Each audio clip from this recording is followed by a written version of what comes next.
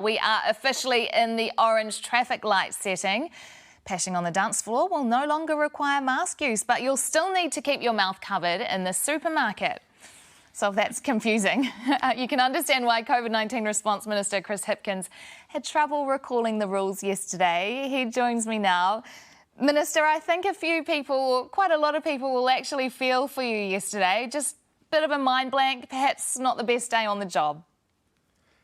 No, look, I made a mistake in reading out my introductory notes where I skipped over a bit that was actually quite important, and then I got a little bit of flustered as a result of that, and made it worse before making it better. So, look, it was a bad day. I'll own that. I made a mistake. Unfortunately, in this job, when you make a mistake and all of the nation's media have their cameras pointed at you, it's a difficult thing to back away from. I feel for you. We have all been there, and a lot of people are saying, writing in and saying that they're appreciative that you acknowledged that you just didn't have that information. People said it's nice to hear the honesty. You know, you're just admitting it, acknowledging it. It's nice, refreshing. Good on you. Oh, look, in reality, everybody makes mistakes. Not everybody makes mistakes with a whole lot of cameras in front of them. But I do believe that when you do stuff something up, the best thing that you can do is own that and just say, look, I've made a mistake here. I'll wear that, and hopefully people will move on from it. Absolutely. I do want to ask you though, are you more likely to catch COVID in a supermarket or in a nightclub? Look, there's a rationale for the distinction here, and again, one of the mistakes I made there yesterday was repeating the line of questioning in my answer to the question. So you can blame Jenna Lynch for the passing on the dance floor line in the press conference yesterday. But the issue here is people have to go to the supermarket, and so you're going to have people who are elderly, who are immunocompromised. They've still got to go to the supermarket alongside everybody else. The decision to go to a nightclub, that's a choice that people make. They can make a choice not to go to a nightclub, and it is also practically very difficult to wear a mask when you're in a nightclub. Let's be realistic about that. Often people walking around with a drink, they might be eating sometimes, and yes, doing some other things which are very difficult to do when you have a mask on. So, there's a practical reality there too. Yeah, and I think few people would dispute that it would be silly to have to keep taking your mask on and off if you're in a place where you're drinking. But for bar and hospitality owners, what they will be concerned about today is the fact that in November last year, Dr. Caroline McElnay said places like supermarkets and drive-thrus were no longer being reported as places of interest because the public health risk was very low.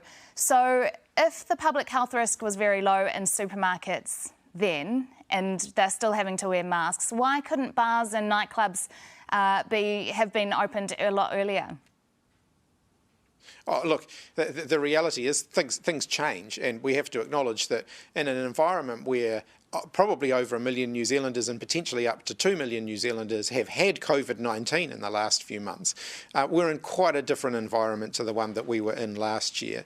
In terms of supermarkets, one of the reasons that they're no longer as risky in an environment as they were previously is because people are wearing masks in a supermarket, and that massively decreases the risk in a place like a supermarket where they tend to have very high ceilings, very good airflow through them, and people are wearing masks. On the other hand, a bar or a nightclub, there is an increased degree of risk, but those are choices that people make, and ultimately they'll make informed decisions. We can give them the best information we can, and they'll make their own decisions about whether or not they want to hit the clubs. So you can go to a bar now and buy a drink without wearing a mask. Can you serve somebody a drink without wearing a mask? No, we are still asking bar and hospitality staff to wear masks, and we don't want them to ultimately be super spreaders. So we don't want them taking COVID-19 from one table to the next And we also want to keep them safe as well. There are a number of sectors where you will still have to wear masks, public transport, flights, indoor retail. But what about those sectors outside of that? Can employers now mandate masks? Can employers make people wear masks in their jobs now? Look, ultimately it's going to depend on the context of what those people are doing and where they are doing it. Ultimately, employers have always been able to set their own rules across a wide range of things. And if they choose to have a mask requirement in place, then ultimately, they have those, particularly when you're talking about private premises, if you're talking about rules to be in a private premise, well, those are your decisions to make. Is this going to be like the vaccination mandates where employers are now going to have to take that legal risk about whether they introduce that or continue it themselves? No, it is a different threshold when you're talking about a mask versus a vaccination. A vaccination is a greater infringement on somebody's rights, requiring them to have a vaccination. A mask, not so much. So if you think about it, a mask is not that much different to a uniform. You know, some employers require people to wear a uniform, and they can do that consistently. It's not a great infringement on somebody's human rights to require someone to wear a uniform to do a certain type of job. And masks, I think, would be more in that category than in the vaccination category. At what point will the government, do you think, say, right, we're now going to leave it up to people's personal responsibility to stay home when they feel sick, as opposed to government-imposed rules on people when they can and can't leave the house? Look, we're certainly not at that point at the moment. We still have a lot of COVID-19 circulating in the community. And our goal, of course, is to still reduce the number of people who get COVID-19, reduce the number of people who end up in hospital from COVID-19. So we ultimately, that guidance is still in place. That 7-day isolation requirement is still in place, and it will be there for as long as it needs to be in order to, keep the trend pointing in a downward direction. That's good news for New Zealand, ultimately, that the trend is continuing to go down. What about for household contacts, though? I mean, in the UK, household contacts, there is no requirement for them to isolate at all. For people with COVID, they have self-isolation for 5 days. When are those settings going to be reviewed here? Not immediately, but it is one of the things that we keep under constant review. So we're not making changes there at the moment, but I wouldn't rule out there being changes there in the future. Is the onset of the flu this season, having any influence on those rules?